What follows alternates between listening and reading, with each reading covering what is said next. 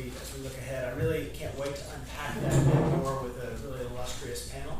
To help us moderate that panel, we have Dr. Ann Blunser, who is one of our top faculty in our management and leadership department. She also has a leadership appointment as the acting director of the TCU Energy Institute. She's also the program director of Neely's Energy MBA program. And under her leadership, she's doubled it in size and stature, recently named #1 in Texas and #2 in the entire country amongst energy MBA programs by Oil and Gas Investor. So Dr. Blunser, you've made a big difference so far, and we look forward to your leadership on this panel. Dr. Ann Blunser.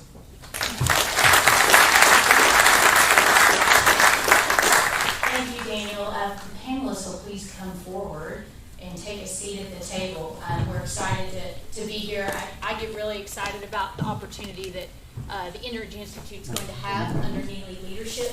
For us, I think this means that we look at energy through an economic lens, making sure it's affordable, attainable, and reliable. That is our theme, our motto, in developing students that are able to accomplish that and leave TCU and leave Neely better poised and armed to lead us through, as Jeff coined it, our energy transition. So I would like any current energy students we have or any alum energy MBAs we have to please stand at this moment. We had a big group of you guys RSVP, and I'm thrilled that you're here. These are our future leaders, and so let's give them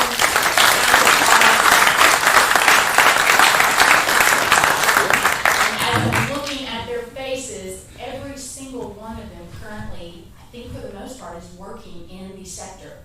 And so they are continuing to, I think, face these challenges head on. We just had two of our almost recent MBA grads, Mitch McClosson and Tony Cash, give a presentation to our board this morning, specifically on Bitcoin. They called it crypto energy and some ideas they had around that. So what we want to dig into today with this panel of experts is that topic. What is happening in this space? It's exciting. It's relevant. It's sexy. What does it even mean? 6 months ago, I honestly thought, what do you mean mining for Bitcoin? Are we actually digging in the ground? And then I really had to do some reading and really started to understand it a little more. I was living in my management space and not necessarily worrying about it. So I'm excited to see there's this many people that care about it and are here on our campus. Daniel, thank you for your leadership on that. And also the Ken W. Davis Jr. family. We have a representative here today. Both of you, please stand. This event wouldn't be possible without you and your support. We hold 2 of these a year, and we continue to hope to make sure that the topics are diverse, and we hope you're pleased today with who we've brought on campus. So without further ado, let's get started. I'm going to let each one of our panelists introduce themselves, and then Jeffrey and I are going to try and zing you with a few questions. I'm Aaron Greasaber, went to TCU, graduated in 2002. Got involved in the blockchain technology and the space in 2015. I've been an early stage investor in a lot of really exciting protocols, technology, infrastructure companies, and seeing how much the industry has changed just over the last 6 years from when everyone told me I was an idiot for getting into the space. But with what's happening, with where the space is going, I mean, I couldn't be more excited to be a part of this program that Paul has pulled together here at TCU and move forward with it. And he has a really nice purple velvet blazer on. I have shades of purple in there. Nicest thing I own.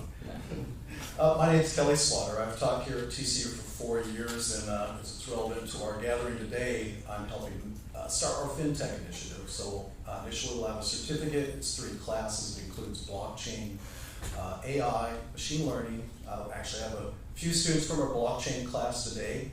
I tell them that I'm not just drinking from the fire hose, I'm the fire hydrant. I'm receiving it, and then they're getting the fire hose effect right now. And I'm telling them that what they're learning in that class right now puts them above 98% of the population. We're so early, and that's what really makes it exciting to us right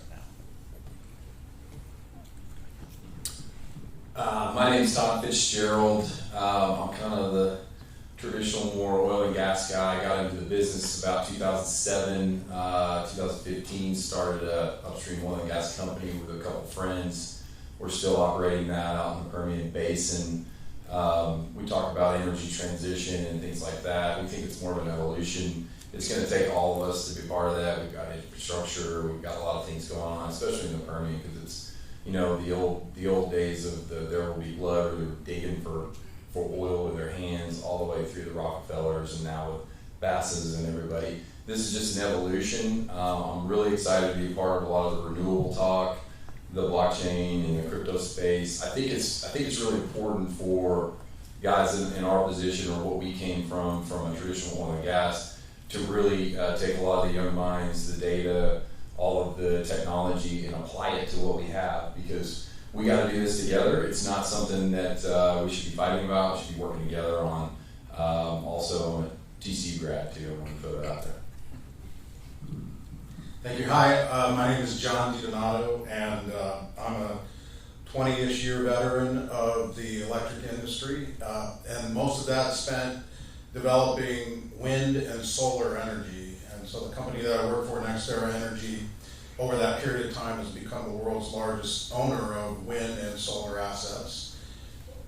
So we look at blockchain from a couple of different angles. One is we're trying to disrupt ourselves and to see how we can run our businesses better and run ancillary things better that come out of our business, tracking renewable energy credits, tracking carbon, things like that. We want to understand that better. You know, if you're not disrupting yourself, which we believe we need to be constantly, you're going to get disrupted. And on the other side of that, we're very excited about the amount of electric load that data centers and Bitcoin miners and the like would actually pull toward these remote assets that we build, because as you probably are aware, there's a lot of congestion getting energy, electricity from a wind farm or a solar facility out in West Texas to Dallas and Houston, et cetera. So we're interested in every aspect, and I'm thrilled to be here. Thank you. Thank you. Just some housekeeping. If you have a question in the audience, just raise your hand. I'm going to keep looking. You'll have to speak loudly, and we'll try to repeat the question. Feel free to interrupt at any time if it's relevant to what we're talking about. And hopefully we will have some time towards the end to take some open-ended Q&A if you want to hold your question to the end. That's fine as well, whatever you're comfortable with. But let's get started. I'm going to start here with these two fellas. With Aaron and Kelly, and ask you guys specifically to, let's go ahead and throw this out there and talk about it, and the issues around energy consumption in regard to Bitcoin. I think that's an important thing to start with, so that we can then move into some of the deeper topics. So earlier in the year, if you don't remember, there was a lot of negative press about the amount of energy consumption by Bitcoin mining, and a guy by the name of Michael Saylor and Elon Musk headed, and there needed to be more transparency in what was going on in energy consumption. So they put together 23 companies, which equate to about 32% of the total network and energy usage. And we all started, well, I'm involved in one of the companies, but we all started, getting the information. And we are about 67% sustainable energy, with that 33%. We guesstimate that the world total consumption of sustainable energy is about 56%. The amount of energy the total Bitcoin mining space uses is about 189 terawatts, and the total global supply is 162,000, which means we're only about 0.12% of the total energy consumed in the world, which is the size of, I think the country is 178th largest country in the world. So I think that as now moving forward, and as the industry grows, and as we move forward, we're going to obviously be consuming more, so we've got to get ahead of it. But that's reality compared to what we hear. So I'm representing the technical aspect of Bitcoin, and why do we use so much energy? The short answer is there's no technical reason we need to use the energy. The reason we use the energy is incentive mechanisms. So let me just take a step back and explain Bitcoin. So right now there are thousands of people across the globe that are transacting through their phones, through their computers. We have miners. They subscribe to those transactions. They'll bundle those together in a batch that we call blocks, and they write a block out about every 10 minutes. It's a competitive process. When they bundle those together, they have to solve a math problem. That math problem is very intense. So for some of the students and maybe some of the parents, when you play video games and you get to a point where your computer overheats and the fan kicks on, it's that type of problem. You actually are consuming electricity that's material, and that's by design. So there are two camps that perceive how we should organize these bundles. I'm going to call one the pay for play and the other the escrow. Okay? So the pay for play says we need to make sure that the people who are trying to bundle these, it's a competitive process, are sincere. And I'm going to give you a metaphor of a poker game. So you can imagine you're in Las Vegas, you're a serious poker player, you're at a table of 5, and now a bus drives up with 95 tourists from Iowa that have never played poker before, but they're really curious about playing poker. They join the table. They don't know anything about poker. Their strategy is, look at my hand, if I don't have a straight flush, I fold every time. Okay? You don't have table stakes, they've just ruined the game for the 5 players, right? So this is pay for play as table stakes. It's one, I'm making sure that each player is sincere. There's another reason. Imagine that the poker rules are such that if 51 people in that table agreed that a hand with the 2 of clubs is the best hand, that becomes the best hand. By charging energy, by making you to consume energy, what we're doing is making sure it's cost prohibitive for 51 people to say, this is the real block. In fact, it's another block. So it's an incentive mechanism. Now there's another solution that's escrow. So the idea here is who gets to mine? We're not going to let anyone play. We're going to pick who gets to mine. And we're going to do that based on what money you've put aside into the network. With the idea being that, of course, you're invested in the network, so your incentive is aligned to make sure it's healthy.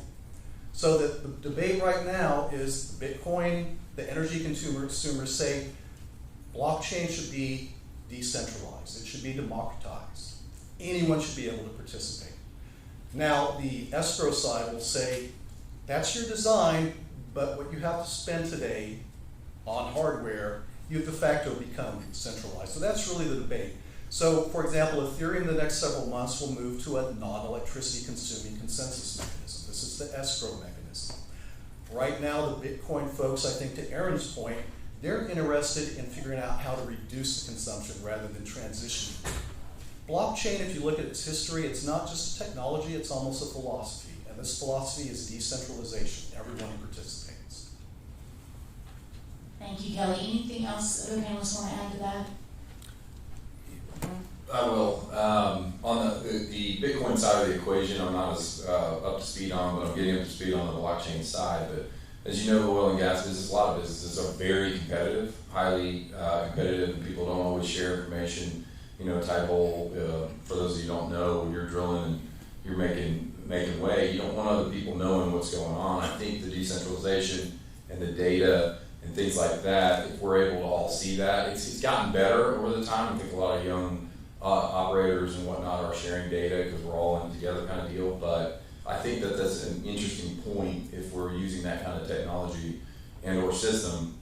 We can all see what's going on, and if it's secure and we can trust it, it makes sense. And I think you made some comments about joint venture. Obviously, we do a lot of that in business too. So it's welcomed from that perspective.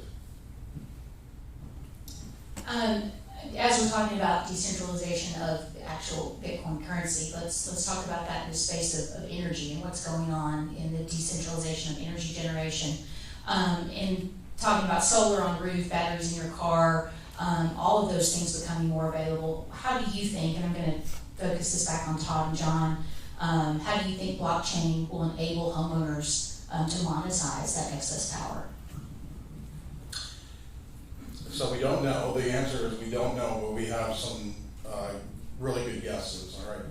The way I look at how blockchain interacts with any of this part of our business is, number one, does it replace something or does it make something better or faster? So there are intermediaries in our business who they schedule power. There are systems already in place that have decades of history. That is how power gets scheduled. So replacing that and making that seamless and faster and allowing somebody else, us, to make money at it is probably where our focus is. Okay, let me unpack that a little bit. Having these things that can be consumers or generators is a relatively new thing, i.e. electric cars, right? And if everybody's garage is now a distributed generator, the current grid is not made for that. So blockchain could come along with the supercomputing power and again, eliminating the intermediaries in that process to allow the grid has to be stable. I'll tell you, I mean, everybody in Texas understands that right now, way more than we did in January, right? We need a stable grid. The grid can be stabilized with a lot of variable assets on it, wind, solar, battery storage, other, but it's all got to work together. That's, in my view, where blockchain comes in. We haven't solved the equation yet. We certainly, and we have to respond as, you know, a hertz is 1/60th of a second. We have to respond in 1 or 2 cycles for the system not to, quote, melt down. And digital will allow us to do that. We can't rely on people, operators, physical assets to do that. It's going to have to be digital or it's not going to happen at all. That's one of the things. That's where I think the challenge is, like you said, the grid, right? The infrastructure. That's the challenge because it could be unstable. But with blockchain, you guys correct me if I'm wrong, but the peer-to-peer, so if you do have the garage, you do have power, you do have surplus, first of all, you need to know you have it. Second of all, you can sell it. Like I can buy it from Aaron, right? So on and so forth. So if that's all coming together, like in our world, in the operations, we have to buy water. We'll buy water from other operators. And ebbs and flows. Same with energy or power, let's say. Again, I'm not an expert here, but just the way that's how I view it in terms of what we do. So I think the peer-to-peer, if blockchain can do that, I think the grid becomes wider, right? If you're off the grid, for instance, or something like that. So.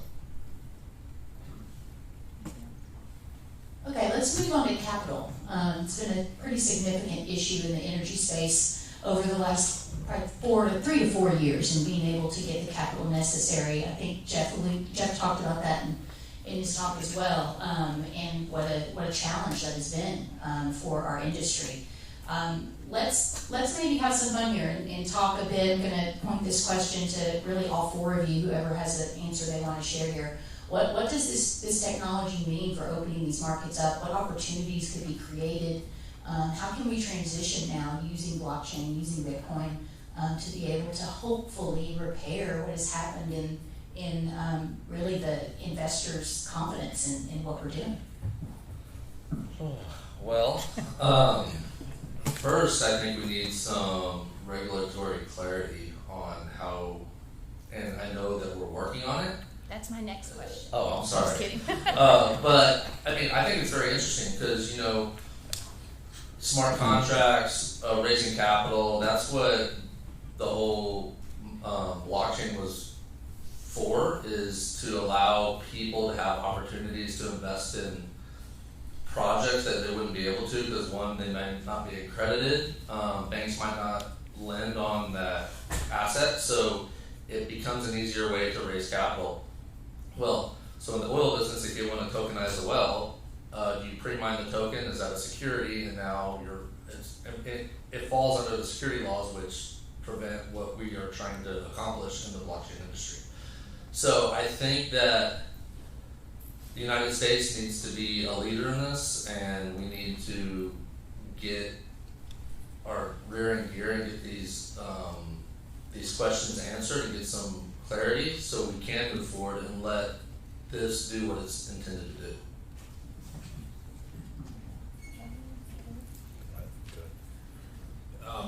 So from a value perspective, or financing of deals, obviously we do a lot of that, anywhere from traditional or family office or private equity or corporate, public equities, things like that. Understanding how, like tokenizing, you mentioned tokenizing a well or a field. I would love to be part of a project, like Core Scientific or something. We have a field right now that we would love to tokenize the entire field. I think, Jeff, you mentioned this on the call the other day. I don't really know what that means, but I do understand value, like value of a barrel or NCF of gas.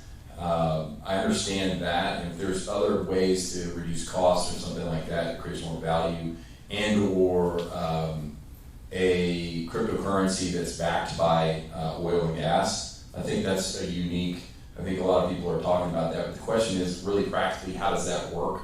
And that's what we're trying to understand from our perspective. But how you finance it and then the regulation, I think, is going to be really interesting. Give us the rules, right, Yeah. Aaron? Give us the rules, we'll play by them. We just don't know the rules yet. So. And I just think that the reason it hasn't moved forward yet is because of the uncertainty in the clawback that you could have, like what there's a current, as you guys have all seen, Ripple, or XRP is facing right now with the government. So that's what I think the holdup is from getting to this and the next steps and what we're accomplishing in the industry. And what's the most exciting, I mean, to be quite honest. Let's go on. Oh, we have a question. Quick question. You said cryptocurrency backed by. That doesn't say. Explain that to somebody.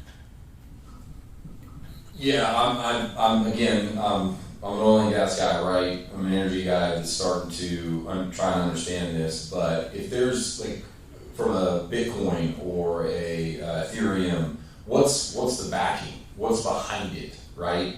And we can all value a barrel of oil, right? So that's, if there's some legitimacy to that, or there's another way, another value metric for us as producers, I think that's something that we need to explore and understand. So that's what I'm, not necessarily just operationally, using gas to power, I think we had the presentation earlier, not just using that to power mining of Bitcoin, but just really a value mechanism. So hopefully that answers the question. I find I'm the academic, so I get to play in the theory world. So I think it might be helpful to offer science. I'm going to offer science fiction explanation of how this might work, and I think connecting how it might work in the future with how we could use it today may inform what we're talking about right now. So I want you to imagine the holy grail here is transitioning from continuous to discrete manufacturing and electrical energy. So I want you to imagine windmills out in West Texas, which we have. That's an easy part of the imagination.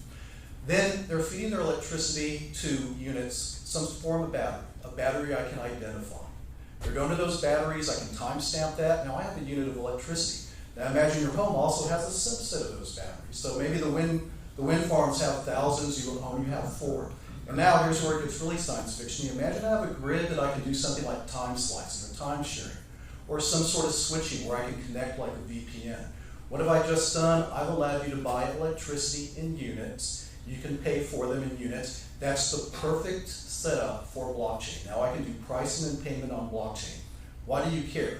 First off, now the consumer knows I'm not in general getting 30% of my electricity renewable. I bought a unit that I know is 100% renewable. Consumers will pay more for that. Secondly, now you have peer-to-peer, because if I have solar panels on my house, not only can I consume it, I can exchange it with others. I can exchange it with the house next door because we have it discrete. Also, I can subsidize now that I have a unit I can track on blockchain. So we're not seeing that today, but what are we seeing? So there's SolarCoin. So this was introduced about 6 years ago. The idea is if you have a metering unit on your solar panels, you can submit that and get what's called a solar coin. Okay. Now that solar coin today is worth almost nothing. If you were generating all your electricity on your house over the year, that solar coin, you get 12, they'd be worth about a dime. But how are those different than carbon credits? And if you want to subsidize those, now you have a token that you can reach out and subsidize. So the microgrid started in Australia, but now we have Brooklyn microgrid, where they've actually created a local grid. And while it's continuous, if I'm generating electricity with my solar panels, I can have my neighbor buy it off that microgrid, peer-to-peer. So it is happening right now. The question is, how do we think about blockchain that wants a discrete unit to something that's continuous like carbon or electricity? And can I just, I was actually going to say, John, what do you think about this going into the next era, right? And then also such a large company, if you don't mind, after answering that, talk specifically about the implications of capital in relation to what we're visiting well, about. I was actually going to talk about capital. Okay.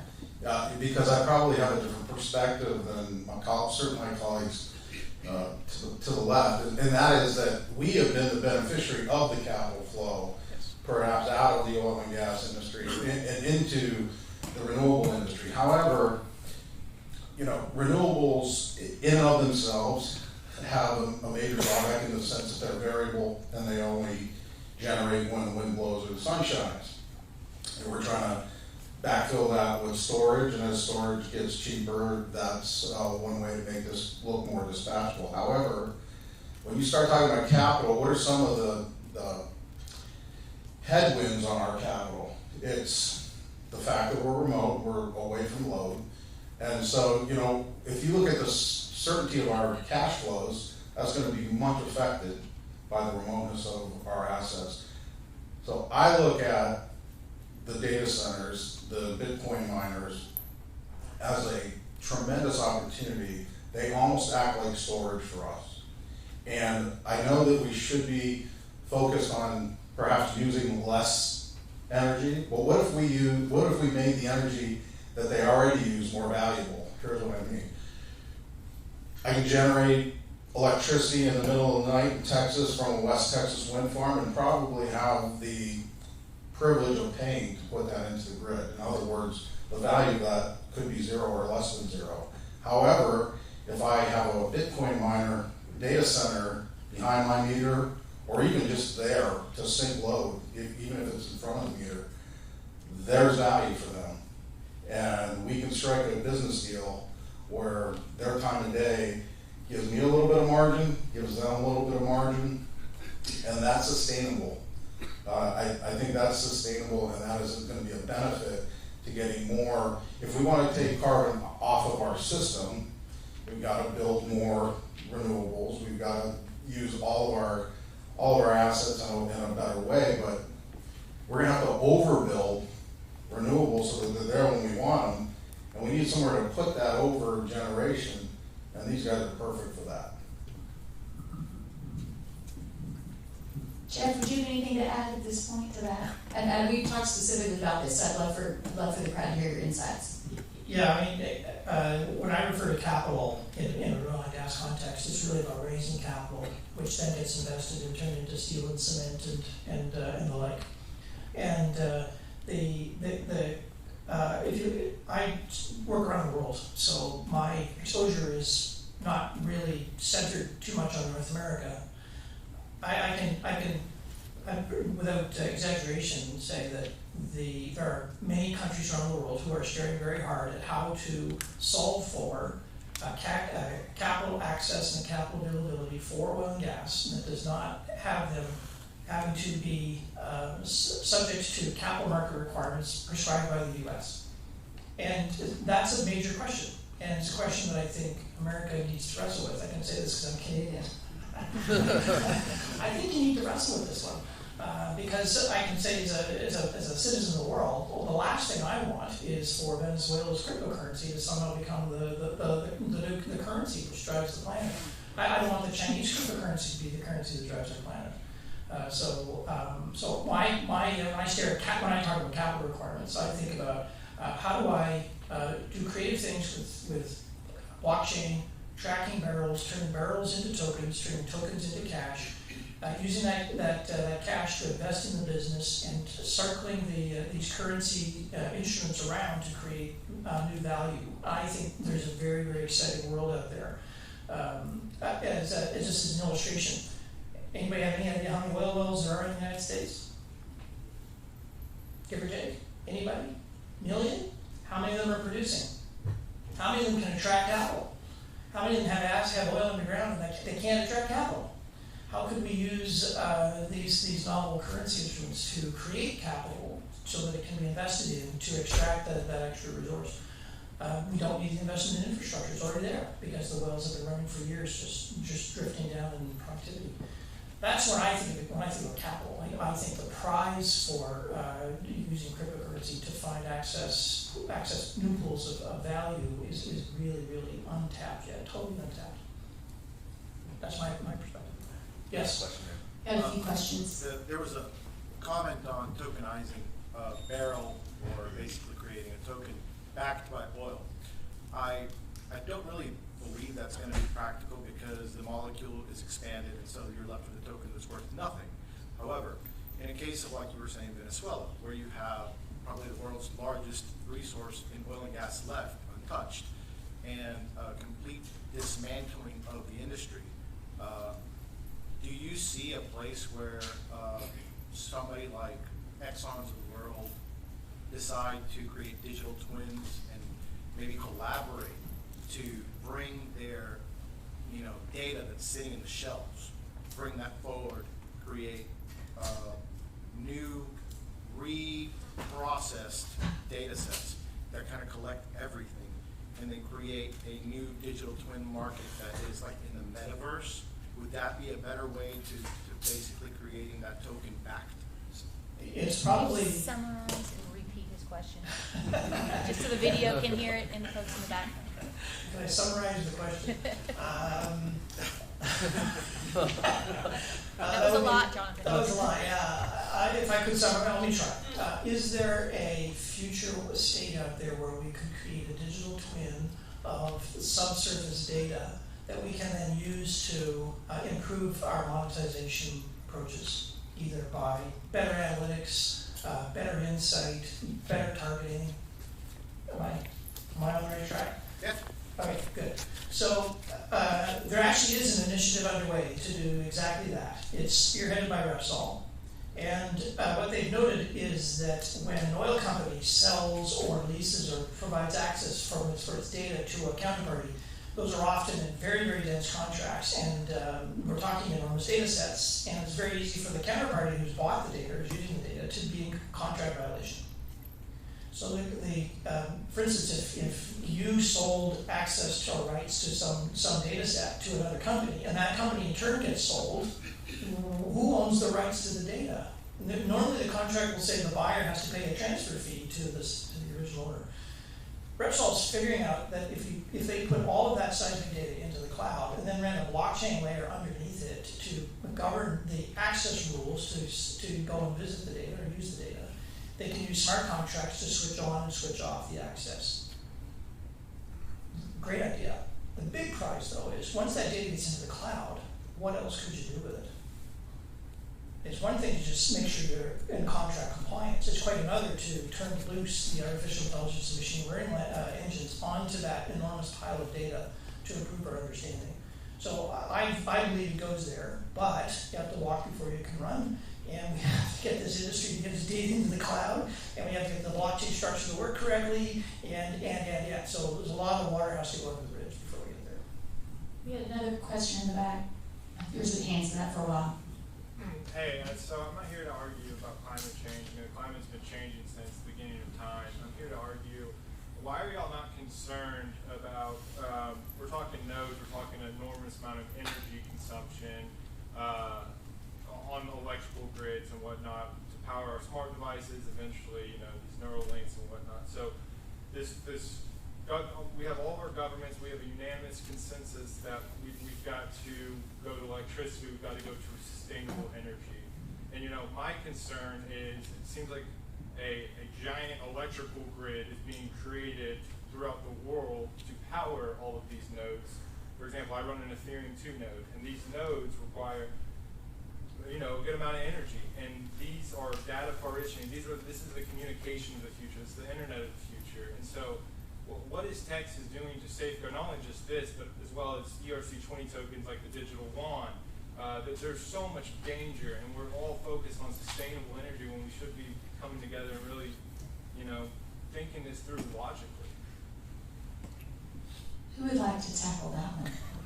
Was that a question or a statement? But How about we'll respond? Why aren't we concerned about this? Aaron, I think you should hire this guy. I don't want to tackle that one. Sure, go ahead. I guess we're supposed to repeat the question, but if I can summarize, am I hearing you say we're creating a very fragile system?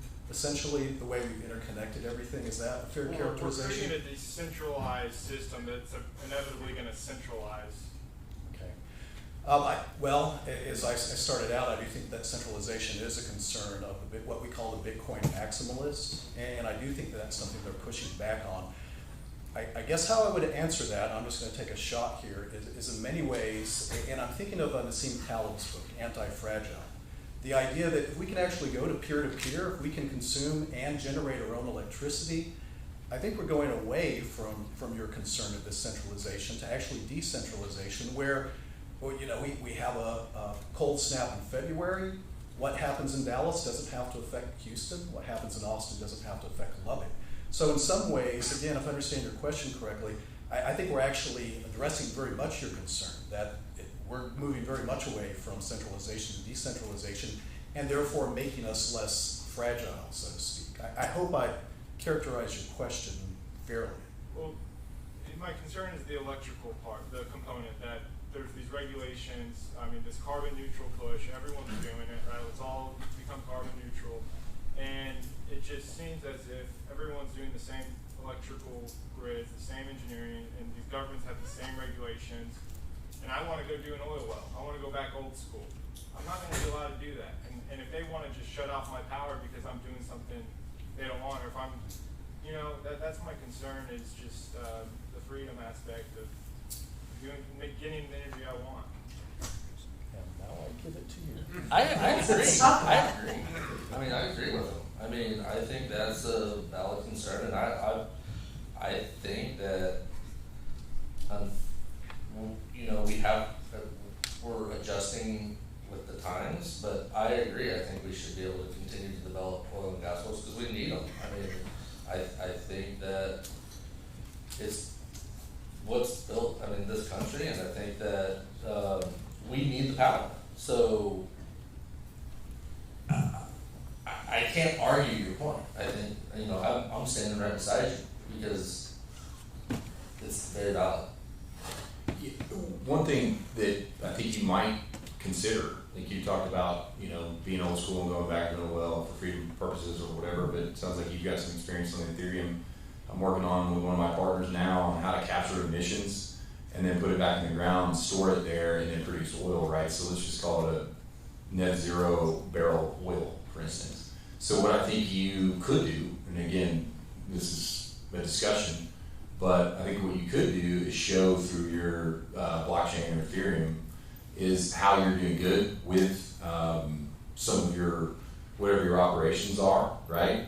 And then you're offsetting, nobody's gonna come to you and say, hey, you wanna drill an oil well, you're bad, don't do it. But if you're showing the use of that Ethereum or that platform for decarbonization and some of these other things that governments want, they're giving credits for it and this and that. I'm not saying it's right or wrong, I'm just saying that's what's happening. So if you want to go do that, create your own freedom, I think you could do that off of both platforms if you want to go old school or your own.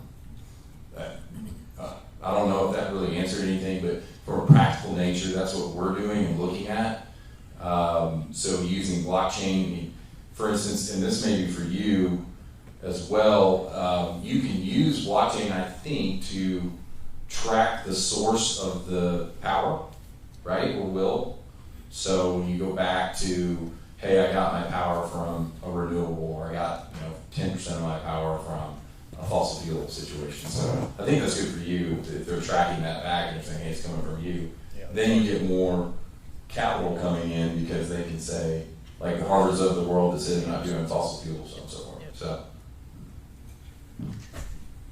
It's a great question, and I think it also is important to understand that the entire purpose of us having this conversation today in the format of an educational institution is we are having this conversation, and we are talking about what can be done to do it better and to be innovative and to take this technology so that the traditional systems and the traditional infrastructure that's out there, we're saying it isn't good enough. We can improve it.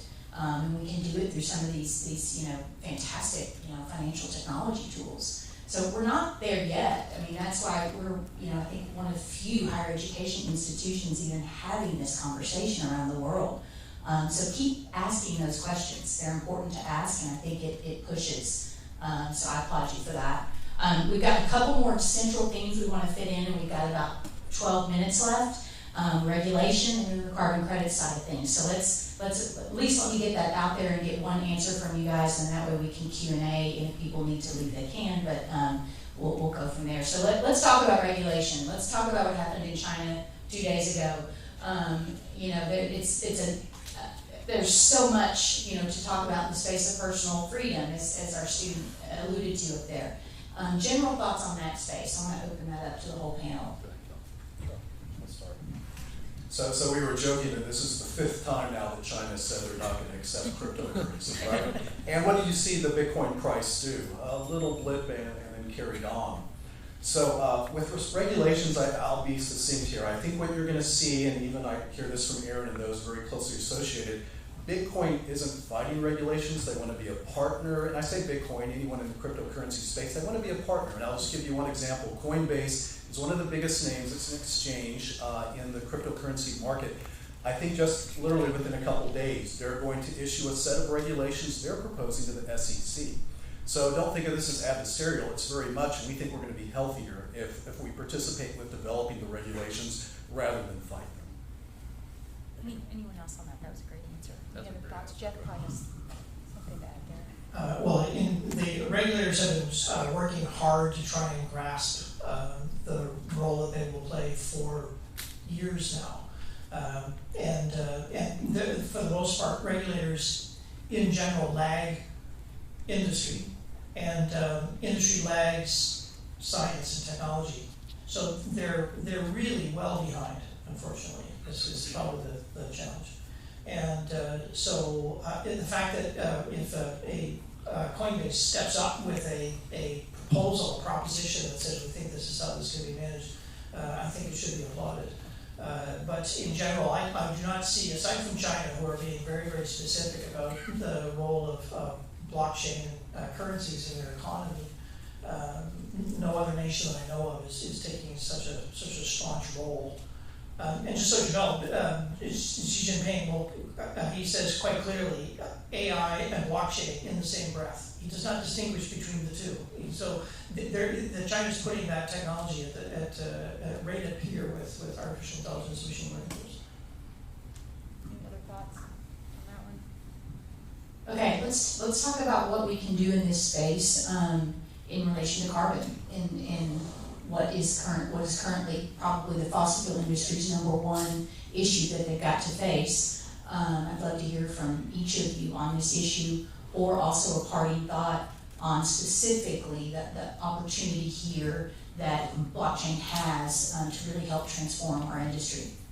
Yeah, I'll start and I'll be very brief on this, but where my head goes right now is kind of at the rudimentary level. We talk about tracing carbon back to the root, and there are some pilots. There's a pilot in New York where Con Ed is using blockchain for carbon credits, and what it lacks is there's still they have to schedule it into the market, right? So you didn't take the intermediary out yet, and I keep referring to that.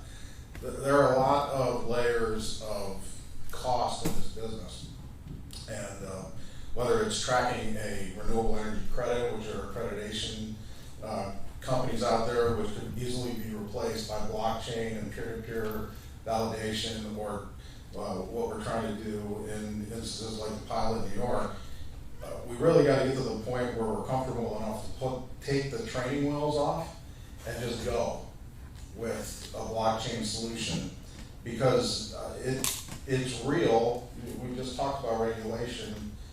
This is a very heavily regulated industry, probably one of the most heavily regulated, and I think regulators have the consumer's best interest in mind almost always, but that also tends to get in the way of innovation, and so we've got to find a happy medium there.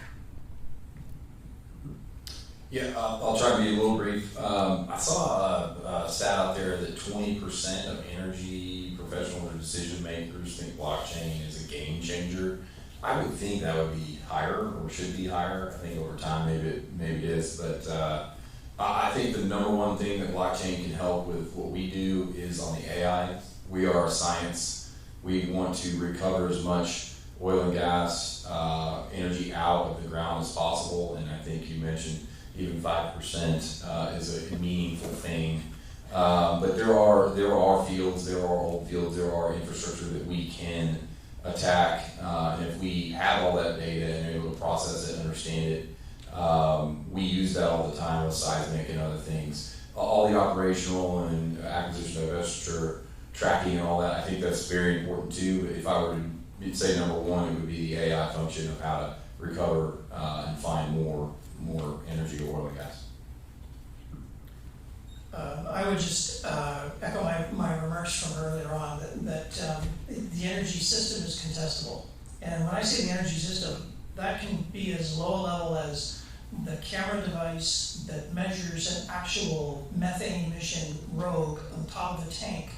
That technology is contestable. People have the technology, the camera sensors exist, but the business model behind it about how do you capture that data, use that and flow it through to do things like carbon offsets or carbon credits, that's contestable. It hasn't been thought through yet. And I don't know about you, that has the smell of opportunity to me. So that's why again, it's not yet thought through, but the opportunity to really invest in this area is unprecedented, at least in my professional career. So to relate blockchain to carbon tracking, I think there's a common misconception with blockchain, and for me as teaching it, it's the one thing I'd like for all of you to remember, a week later when you're thinking about this. People say blockchain is secure, and they think secure means cybersecurity, firewalls, encryption. It's not secure because of that. It's secure because of the math. Why do you care? It means it's transparent. Anyone in this room right now, let's take Bitcoin. You can pull up your phone right now, see every transaction, see what address was sent, what it's received, the history of that going all the way back to January 2009. There are third parties that monitor the transactions. They should have been included in this block, were they?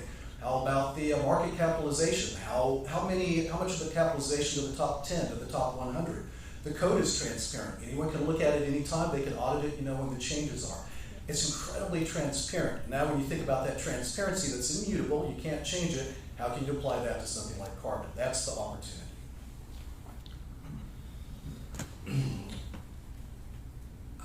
I'm going to close with really nothing on carbon, but about blockchain in general. I think we are at a time that we are in the middle or the beginning of one of the greatest technological innovations that we'll ever see in our lifetime. Bitcoin has been the best performing asset over the last decade, substantially. Ethereum being able to attack decentralized finance, which I'm the most excited about. There's 14.5 million Americans that are unbanked, which is 6.5% of the households, and 62% of the world is unbanked. We're attacking something that we're going to give people an opportunity to do something. That's huge. There's decentralized storage. This world that we're entering, and we're at the beginning. And what I tell people, and we haven't even talked about the privacy aspect of it. The first 10 years of the internet, we were dealing with HTTP.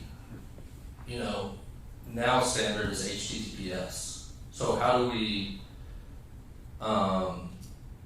attack, Consumer Privacy Act and, not sharing our information? So we've got a long way to go.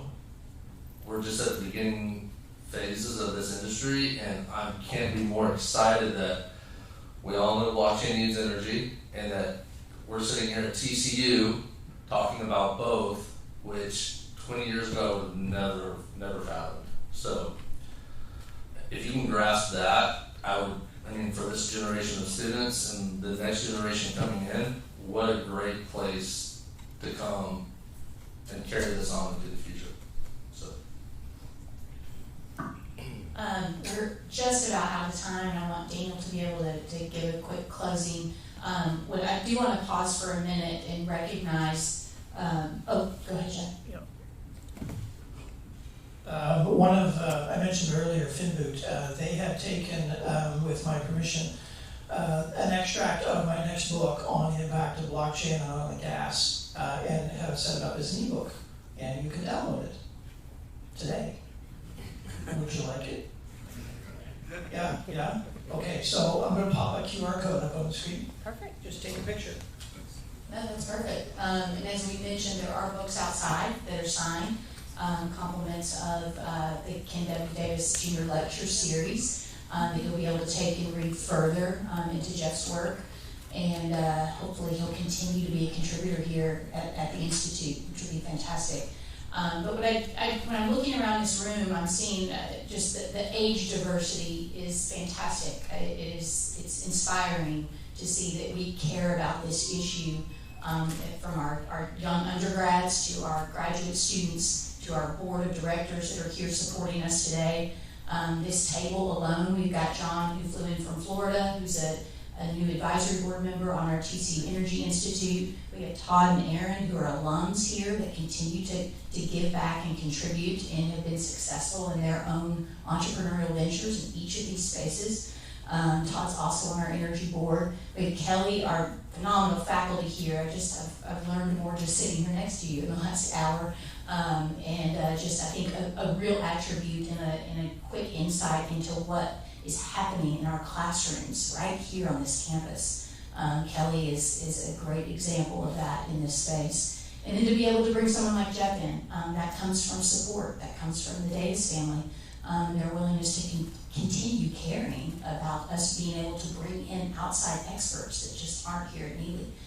So it's a fun gathering and an inspiring one when I look around. So continue to give back, continue to come to all of these. You'll probably get inundated with our emails, but hopefully they continue to be quality programs that you want to be a part of and can learn from.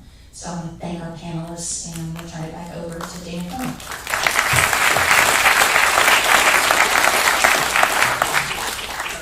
Thanks, Anna. I think you said it well, right? Today really represents the best of what a university can be. Multiple generations coming together, thought leaders, academically, from an industry perspective, all with an air of civility in what is a very difficult conversation that's evolving at pace. That's TCU, folks, and thank you all for being amazing Horned Frogs. Beat Texas. Have a great weekend.